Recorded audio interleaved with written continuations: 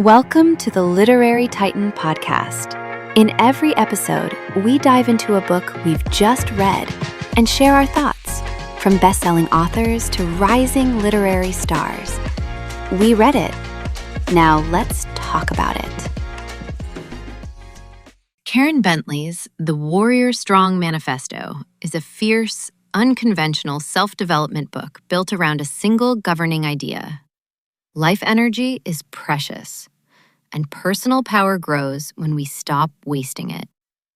Bentley frames warriorhood not as aggression, but as discipline, awareness, harmlessness, emotional restraint, and the deliberate conservation of one's inner resources.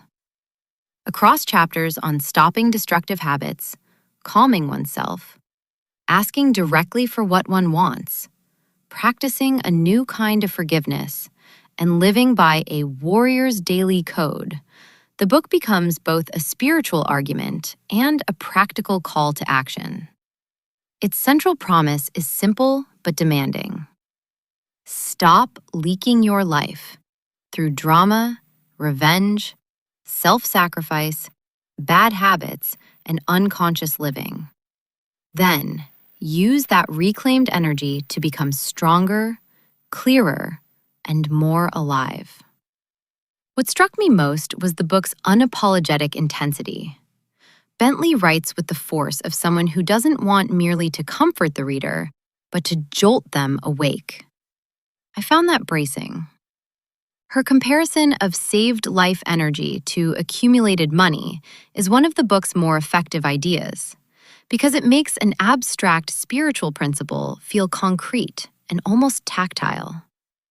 The same is true of the 7-day stopping practice, which cuts through the fog of self-help language and asks for one small, observable act of will. I also appreciated the emotional honesty beneath the hard-edged vocabulary. When Bentley writes about the ego robot, about the impulse to retaliate, or about the quiet ache of not asking for what we truly want, she touches something painfully recognizable. The book's confidence is its strength.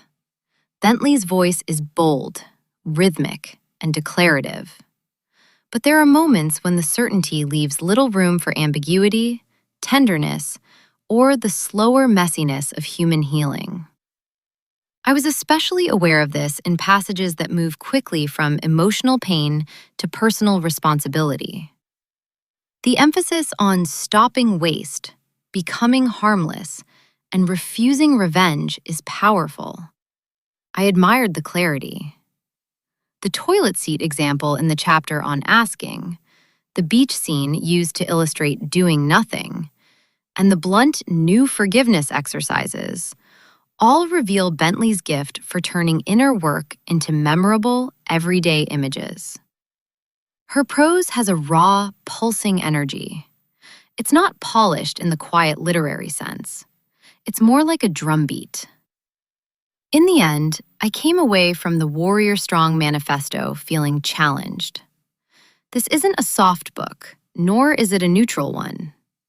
It asks the reader to take themselves seriously, to stop romanticizing their own leakage of energy, and to recognize that discipline can be an act of self-love rather than punishment.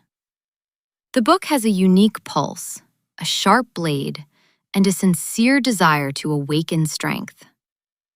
I'd recommend it to readers drawn to spiritually charged self-mastery, alternative approaches to personal growth, and direct, no-nonsense guidance, especially those ready for a book that speaks less like a counselor and more like a demanding, devoted guide.